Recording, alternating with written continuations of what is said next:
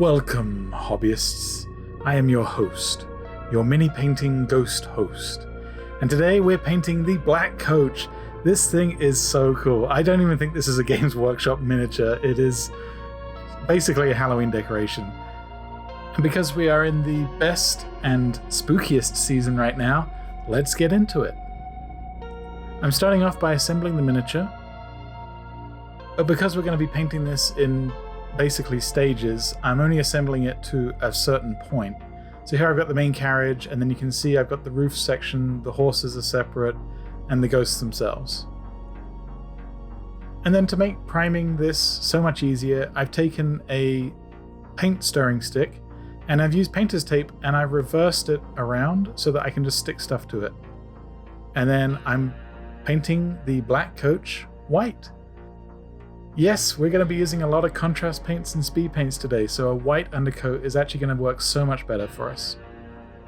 And what I'm doing here is I'm just dry fitting some of these models onto the base to get a good gauge of spacing and where I want some of these items to fit. I am going to be gluing down the coach at this stage. It's just going to be easier to paint this way. And then I'm also gluing on some bits of shale and drywall and also the gravestones as well. I'm leaving the horses separate for right now, but I'm just getting a good visual of where things are going to sit. Next I'm taking a texture paste, and this is AK's Wet Ground, and this is really kind of messy and gross, but I'm just applying this on with a spatula for now. I'm looking to get just an overall coverage, but just taking some care around the wheels and the gravestones to not overspill. This also has a gloss varnish in it, so it will dry shiny. And this does take a while to dry, so I left it overnight and I'm ready to start the main painting.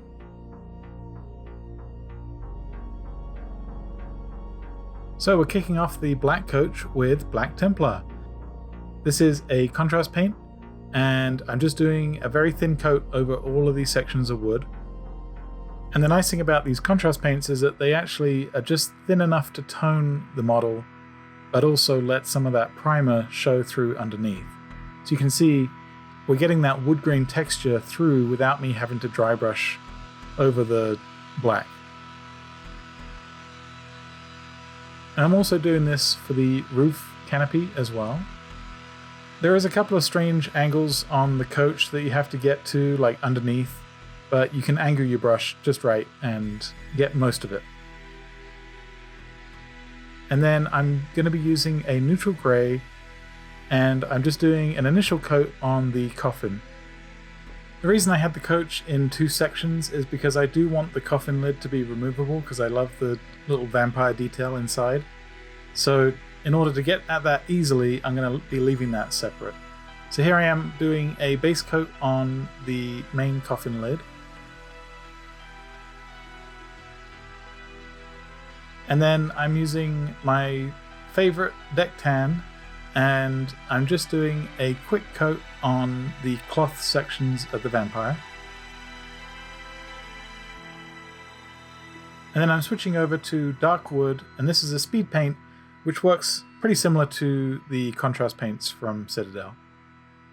And I'm using this for all of these straps and the belts and things holding the body in place.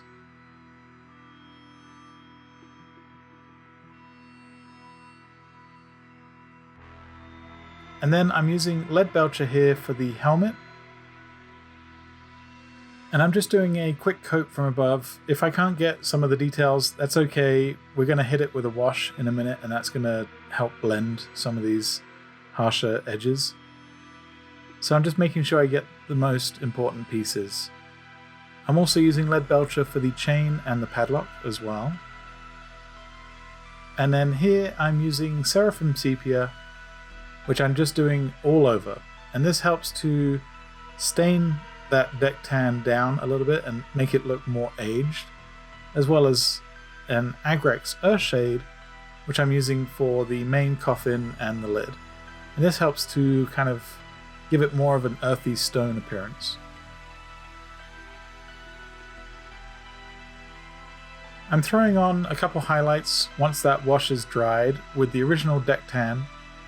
I'm not too worried about crazy detail highlights here because sometimes the coffin lid is going to be on and sometimes it's going to be open. And then I'm also using speed metal and I'm just highlighting some of that helmet here as well.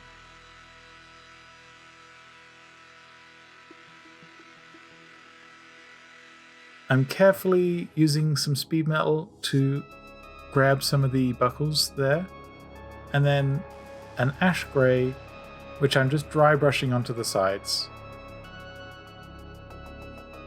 And finally, some slaughter red. This is on the box art, it has like some kind of red stains on it, so I wanted to recreate that. And so this is a speed paint, which I then take a damp brush and just feather that edge and blend it more onto the deck tan. While the canopy is still separate from the main coach, I'm going to be using some of those metallics just to help fill in some of the details. So for example, the posts I'm just doing in a Leadbelcher here, and then I'm using a decayed metal from Scale Color, and I'm using this for all of the really ornate wrought iron roof that is sitting on top.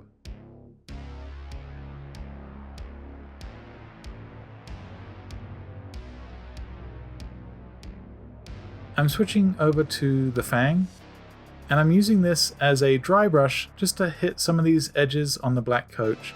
I like adding a little bit of blue into that black just to help add some variation. And then being hugely inspired by the Haunted Mansion, I'm doing those kinds of colors. So I'm using a Hive Dweller purple speed paint for the curtains. The Haunted Mansion ride has a lot of like purples and blacks, and then the ghosts are like this neon blue. And so I'm going to be recreating that for this coach.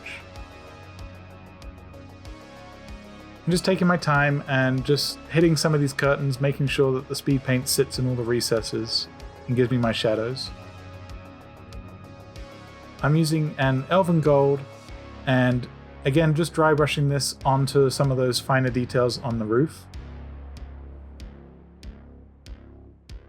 And then because these ornate details are also mimicked on the front of the coach, I'm using that same recipe, the decayed metal and then the Elven Gold dry brush on top.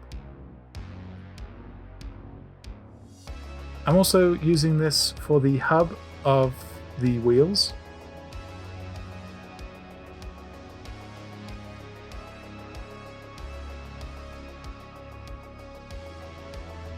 And then I'm using old copper for the suspension. I just want a nice variation on some of the metals, but the metals that I'm using all follow the same sort of recipe.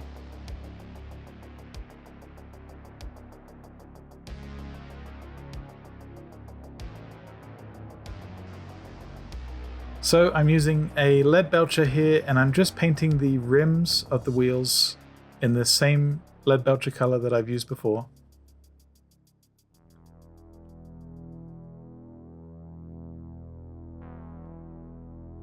And I'm also using this for the lantern details as well. As I start to fill in more and more, I'm hoping to just become a little bit more accurate, but where it's just straight primer, I can afford to be a little bit more messy. I'm using Seraphim Sepia to shade all of the areas of Leadbelcher so that they all look like they're made from the same metal. And by adding the Seraphim on top, it kind of gives it this nice bronzed appearance. It's difficult to tell, but I am actually getting the underside and the back of the wheels as well. It's just difficult to film that kind of thing.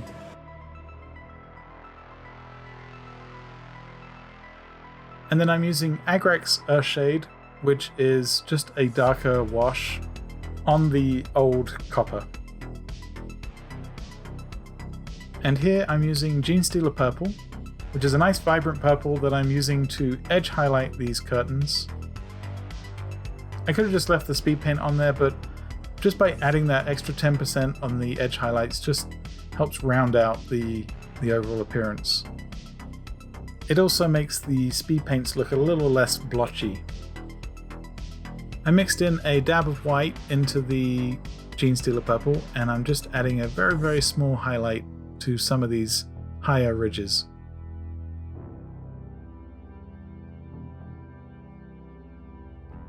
And then I'm taking that speed metal and I'm just gently dry brushing onto any of these areas of Leadbelcher, just to help add some weathering and tarnish.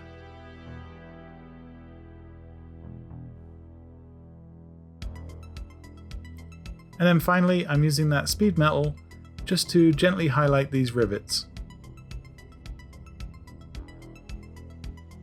I'm throwing on a quick Agrax Earthshade onto the gravestones. This helps pull out some of those details that were lost in the original base coat, as well as give these gravestones a little bit more of an earthy, muted appearance.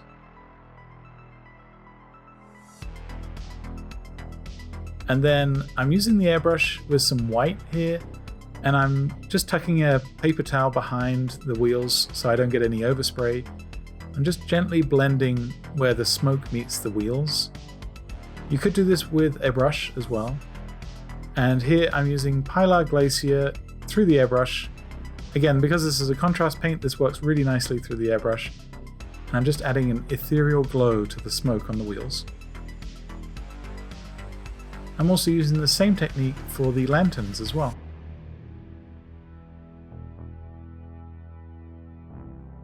Okay, now we're moving on to the horses, and while the airbrush is still going, I'm doing the same thing that I did for the wheels. So that's an initial blast with some white, just to help feather the edge of the smoke. And then Pilar Glacier again. This time I'm only going halfway up these horses because I want to transition into another color from the top.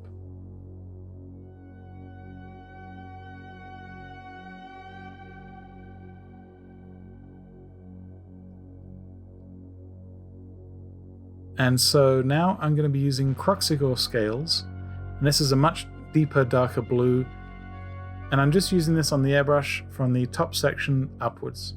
You could use a brush to do this, but the airbrush gets such a nice feathered gradient between those two colors. But if you don't have one, I'd recommend maybe just doing the horses in that Kroxigor scales. And here I'm using Gauss Blaster Green, which is a really neon green, and I'm using this for all of the bone sections that are jutting out, so the ribs and the neck.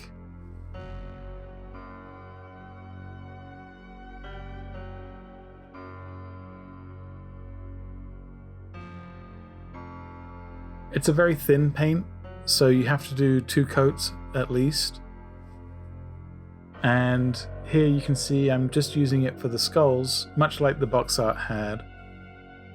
And then finally dry brushing some of that Gauss Blaster onto the manes and the tails.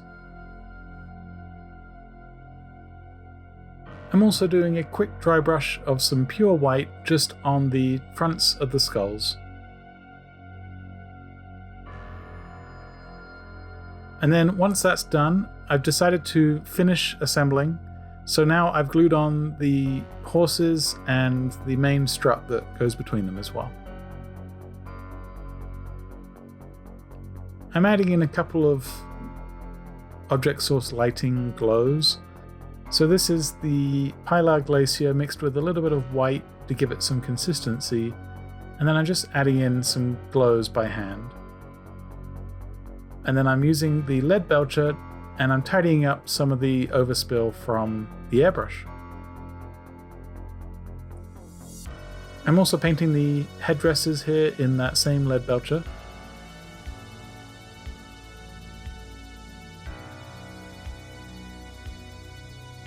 And then adding a wash of Agrax Earthshade.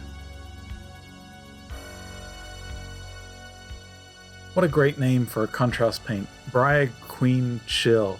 So this is a very ethereal, ghostly blue, and I'm going to be using this for the main ghosts. And again, this is just a usual contrast paint. I'm applying it and then just watering it down with a damp brush. And then once those are dry, I'm then gluing them onto the main coach. And I'm filling in that little patch of wood with the same black Templar. I've got some various basing materials here, and I'm looking to achieve kind of a first snow of autumn look to the base. So I'm using some of that same wet ground that I did before, and I'm just blending the seam where the horses were glued on. And then I picked up this leaf hole punch from AK, and I'm just using a normal manila envelope, and I'm punching out these leaf shapes. I'm using an Elmer's glue, and then just gently sprinkling those on, letting them just drop onto the glue.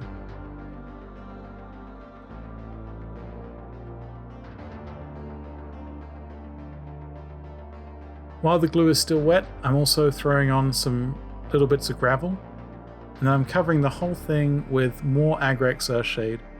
This will lose the shine on the mud, but it will also just bring those leaves down in intensity. And it will help them just blend more into the base.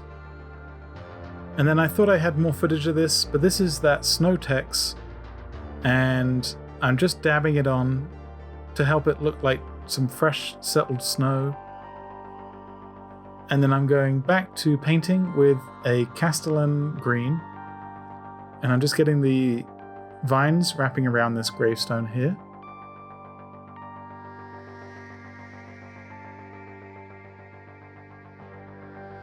And then using that original Slaughter Red for the roses.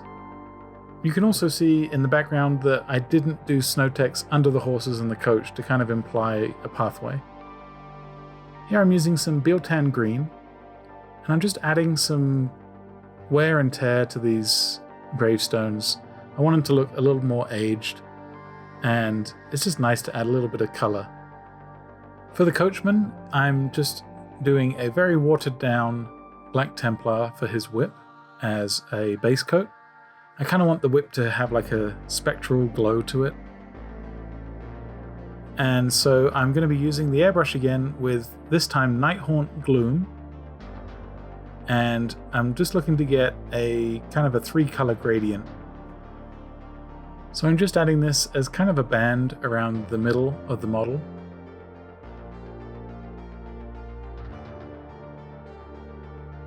And then I'm switching over to the Kroxigor Scales blue, and I'm adding this to the top half of the model. And then finally a Black Templar on the very, very top of the model.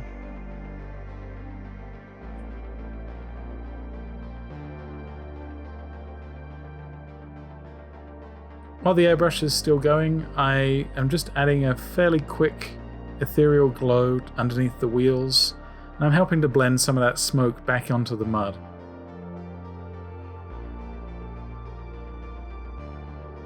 I'm using the Gauss Blaster Green, and I'm adding this to the tip of the whip.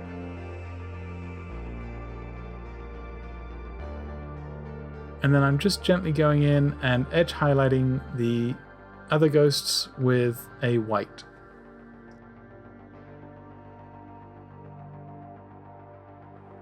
I've decided to use that Gauss green just one more time, and I'm now applying it to the hooves of the horses upwards. I kind of like the idea that they're kind of forming as they ride. And then for all the other weapons and trinkets, I'm just using existing metals and washes that I have just loose. So I'm just going through and adding a couple of speed paints and some elven gold. And by not introducing too many new colors, I'm keeping the whole thing kind of in the same spectrum. So finally, I'm just adding another Agrax Earthshade wash over the sword and the goblet.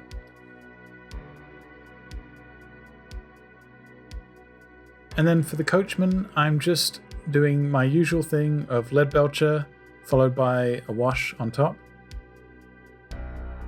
I'm also using this for his scythe. And I'm just taking care not to get it on the gradient.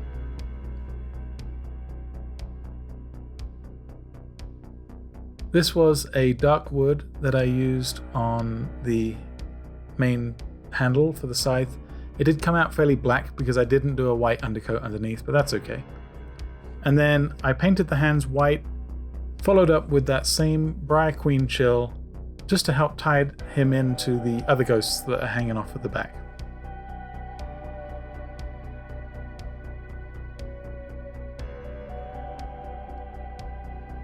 I'm using Sotek green as just a quick highlight I wanted these bones to feel like they're glowing through the skin, so this is just over the top of that rib cage, and some of the muscles as well.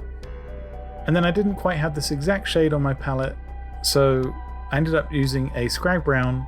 I watered it right the way down, and I'm just using this as a rust on the Coachman's scythe. Grim grinning ghosts come out to socialize, and they definitely did with this. Just check this out. How cool is the sculpt on this? It's fantastic. I love almost all of the Nighthaunt range, to be honest. They all look really cool. I'm so happy that I was able to get a Haunted Mansion color scheme on here, and just in time for Halloween. This was awesome. There's so much fun detail on this, and it just didn't feel like painting a vehicle after a while. Anyway, let me know what you think down in the comments below. Are you painting anything cool and spooky for Halloween? If you've enjoyed this video, please feel free to drop a like, and if you like this content, feel free to subscribe. I do painting videos and painting challenges every week. Stay safe this holiday season, and have a very happy Halloween.